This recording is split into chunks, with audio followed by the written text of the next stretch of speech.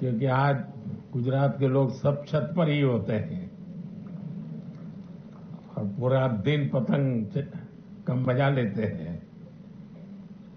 मैं भी कभी वहां रहता था तो बड़ा शौक था मेरा, खैर आज आपके बीच में हूं। साथियों, आज सूर्य धनु से मकर राशि में कैप्रिकॉर्न में प्रवेश करते हैं। सूर्य धीरे धीरे उत्तर की ओर नॉर्थवर्ड शिफ्ट होता है। हमारे यहां भारतीय परंपरा में इसे उत्तरायण कहा जाता है। नॉर्दर्न हेमिस्फीयर में हम धीरे धीरे बढ़ती हुई सनलाइट को महसूस करने लगते हैं। खेतीबाड़ी के लिए, फार्मिंग के लिए तैयारियां शुरू हो जाती हैं और इसलिए ये दिन भारतीय परंपरा में इतना अहम माना गया है। उत्तर से दक्षिण, पूरब से पश्चिम, भिन्न भिन्न सांस्कृतिक रंगों में इसे सेलिब्रेट किया जाता है।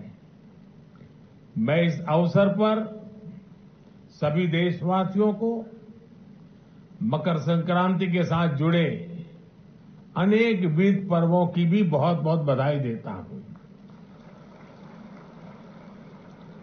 साथियों, किसी भी देश के वैज्ञानिक संस्थानों की प्रगति साइंस के प्रति उसकी जागरूकता को दिखाती है।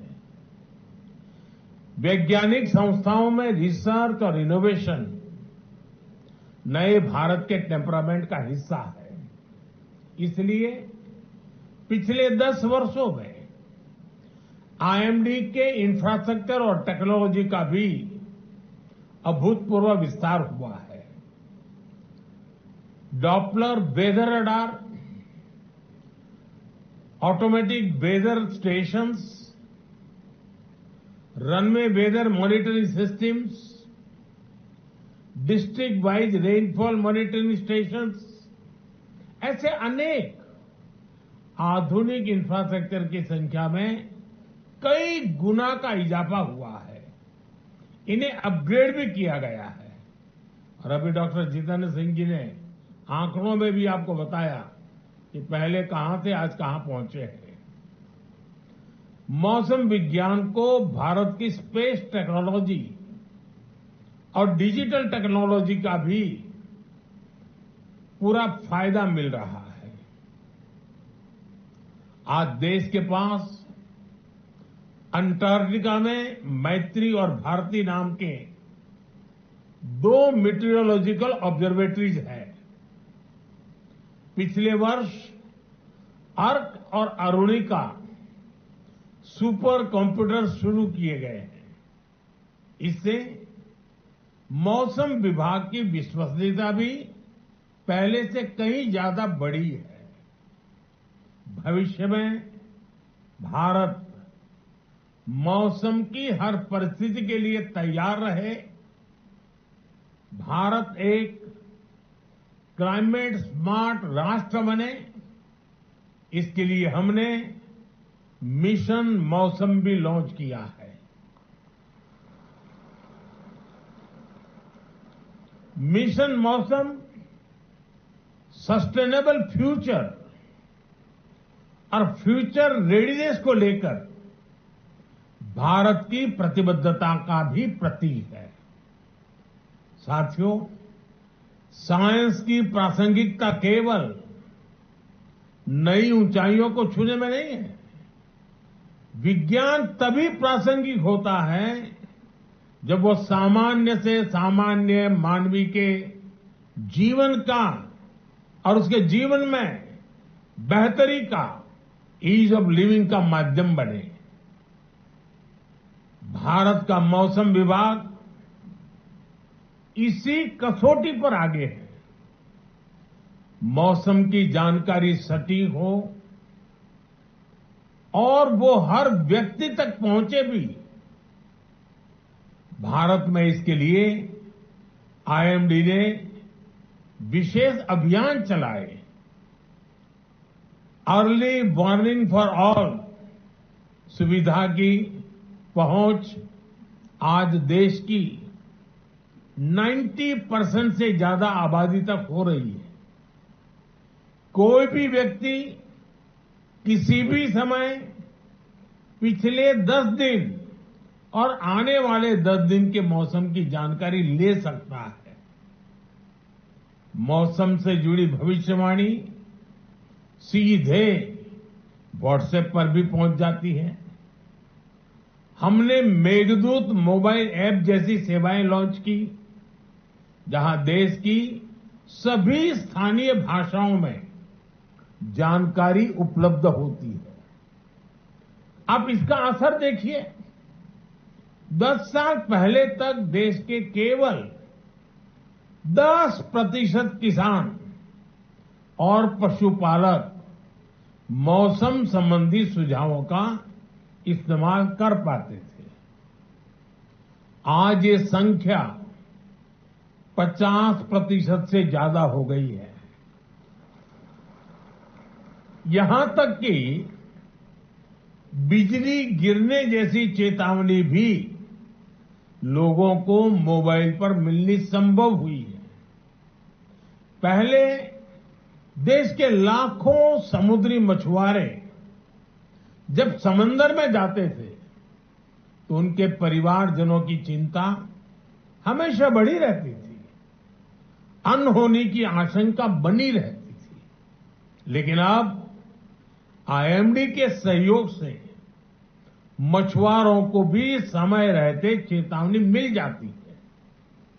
इन रियल टाइम अपडेट से लोगों की सुरक्षा भी हो रही है, साथ ही एग्रीकल्चर और ब्लू इकोनॉमी जैसे सेक्टर्स को ताकत भी मिल रही है। साथियों, मौसम विज्ञान किसी भी देश की डिजास्टर मैनेजमेंट क्षमता का सबसे जरूरी सामर्थ्य होता है। यहां बहुत बड़ी मात्रा में डिजास्टर मैनेजमेंट से जुड़े हुए लोग यहां बैठे हैं। प्राकृतिक आपदाओं के प्रभाव को मिनिमाइज करने के लिए हमें मौसम विज्ञान की एफिशिएंसी को मैक्सिमाइज करने की जरूरत होती है। भारत ने लगातार इसकी अहमियत को समझा है। आज हम उन आपदाओं की दिशा को मोड़ने में कामयाब हो रहे हैं जिन्हें पहले नियति कहकर छोड़ दिया जाता था। आपको याद होगा 1998 में कच्छ के कांडला में चक्रवाती तूफान ने कितनी तबाही मचाई थी। उस समय बड़ी संख्या में लोग मारे गए थे।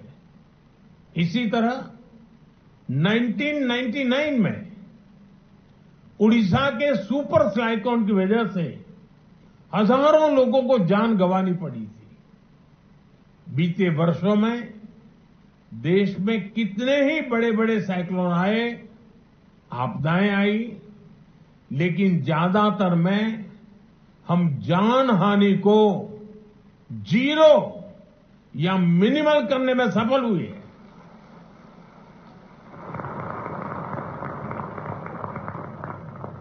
इन सफलताओं में मौसम विभाग की बहुत बड़ी भूमिका है। विज्ञान और तैयारियों की इस एकजुटता से लाखों करोड़ रुपए के आर्थिक नुकसान भी उसमें भी कमी आती है। इससे देश की अर्थव्यवस्था में एक रेजिलियंस पैदा होता है, इन्वेस्टर्स का भरोसा भी बढ़ता है और मेरे जैसे तो बहुत फायदा होता है। कल मैं सोनमर्ग में था। पहले वो कार्यक्रम जल्दी बना था, लेकिन मौसम विभाग की सारी जानकारियों से पता चला कि मेरे लिए वो समय उचित नहीं है। फिर मौसम विभाग ने मुझे बताया, साहब 13 तारीख ठीक है,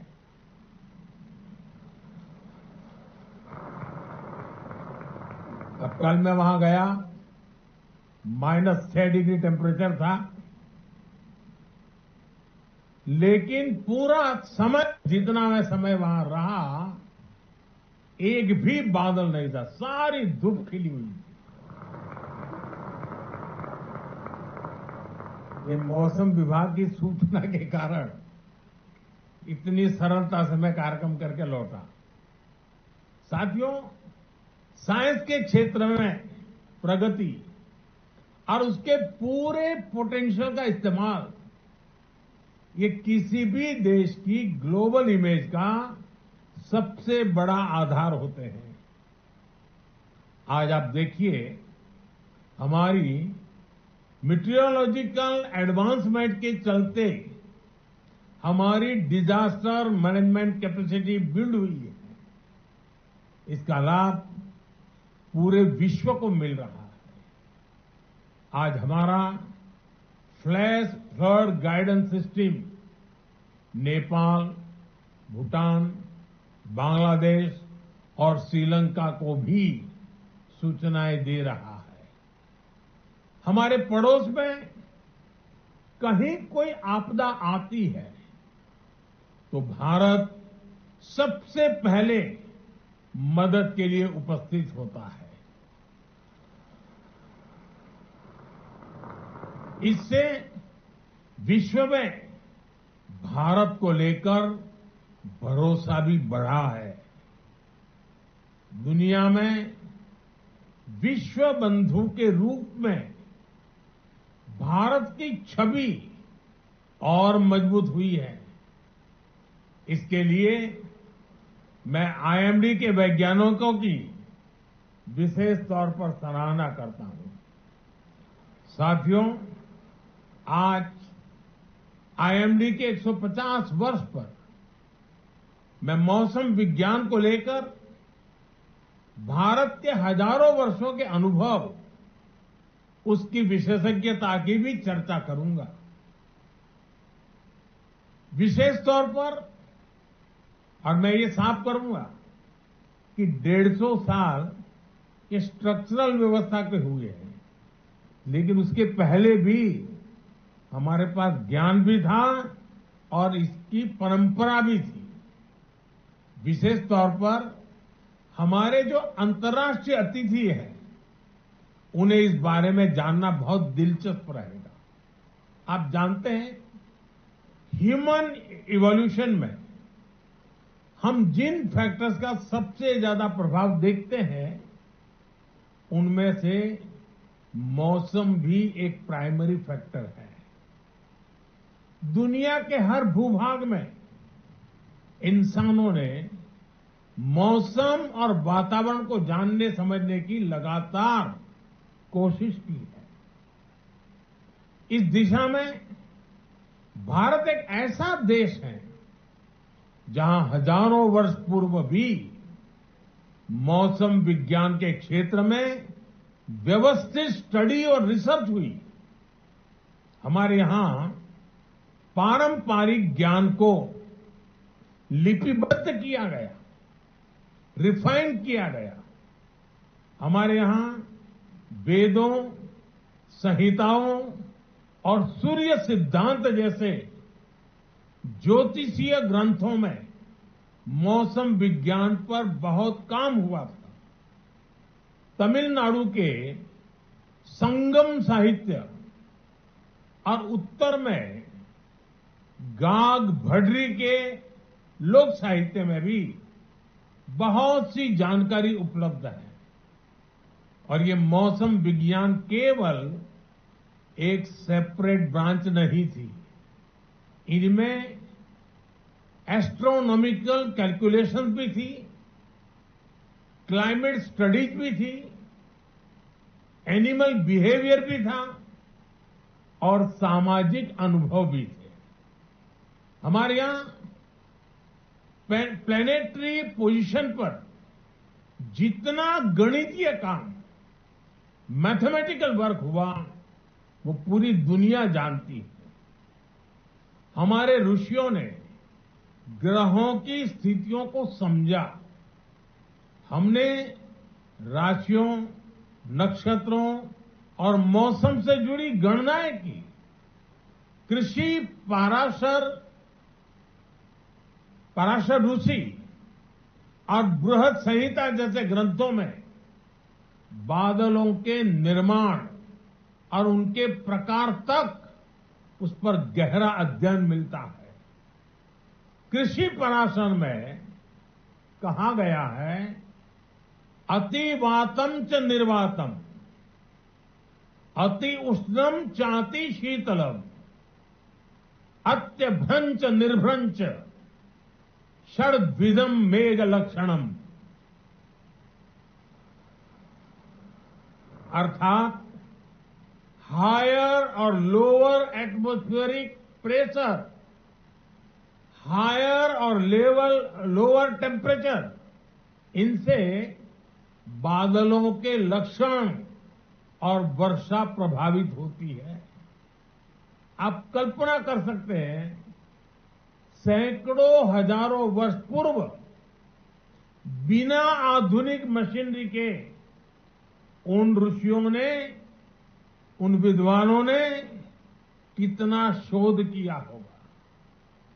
कुछ वर्ष पहले मैंने इसी विषय से जुड़ी एक किताब, pre modern Kutchi navigation techniques and voyaging, ये किताब लॉन्च की थी। ये किताब गुजरात के नाविकों के समुद्र और मौसम से जुड़े कई 100 साल पुराने ज्ञान की ट्रांसक्रिप्ट है।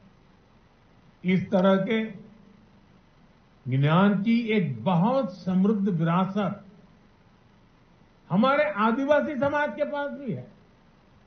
इसके पीछे नेचर की समझ और एनिमल बिहेवियर का बहुत बारीक अध्ययन शामिल है। मुझे याद है, बहुत करीब 50 साल से भी ज्यादा समय हो गया होगा, मैं कुछ सिमर गिर फॉरेस्ट में समय बिताने गया था। तो वहां सरकार के लोग एक आदिवासी बच्चे को हर महीने 30 रुपया देते थे मानधन। तो मैंने पूछा, ये क्या है, इस बच्चे को क्यों ये पैसा दिया? तो बोले, इस बच्चे में एक विशिष्ट प्रकार का सामर्थ्य है। अगर जंगल में दूर दूर भी कहीं आग लगी हो तो प्रारंभ में इसको पता चलता है कहीं आग लगी है। उसमें वो सेंसेशन था और वो तुरंत सिस्टम को बताता था, और इसलिए उसको हम 30 रुपया देते थे। यानी उस आदिवासी बच्चे में जो भी उसकी क्षमता रही होगी, वो बता देता था कि साहब इस दिशा में से कहीं मुझे स्मेल आ रही है। साथियों, आज समय है हम इस दिशा में और ज्यादा रिसर्च करें। जो ज्ञान प्रामाणिक हो उसे आधुनिक साइंस से लिंक करने के तरीकों को तलाशें। साथियों, मौसम विभाग के अनुमान जितने ज्यादा सटीक होते जाएंगे, उसकी सूचनाओं का महत्व बढ़ता जाएगा। आने वाले समय में आईएमडी के डेटा की मांग बढ़ेगी। विभिन्न सेक्टर्स, इंडस्ट्री, यहां तक कि सामान्य मानवी के जीवन में इस डेटा की उपयोगिता बढ़ेगी। इसलिए हमें भविष्य की जरूरतों को ध्यान में रखते हुए काम करना है। भूकंप जैसी प्राकृतिक आपदाओं की चुनौतियां भी है, जहां हमें वार्निंग सिस्टम को डेवलप करने की आवश्यकता है।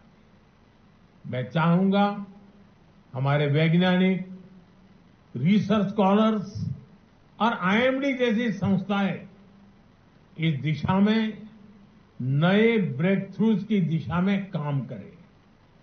भारत विश्व की सेवा के साथ साथ विश्व की सुरक्षा में भी अहम भूमिका निभाएगा। इसी भावना के साथ मुझे विश्वास है कि आने वाले समय में आईएमडी नई ऊंचाइयों को छुएगा। मैं एक बार फिर आईएमडी और मौसम विज्ञान से जुड़े सभी लोगों को 150 वर्षों की इस गौरवशाली यात्रा के लिए बहुत बहुत बधाई देता हूं। और इन 150 साल में जिन जिन लोगों ने इस प्रगति को गति दी है, वे भी उतने ही अभिनंदन के अधिकारी हैं। मैं उनका भी जो हयात है उनका अभिनंदन करता हूं, जो हमारे बीच नहीं है उनका पुण्य स्मरण करता हूं। मैं फिर एक बार आप सबको बहुत बहुत धन्यवाद देता हूं।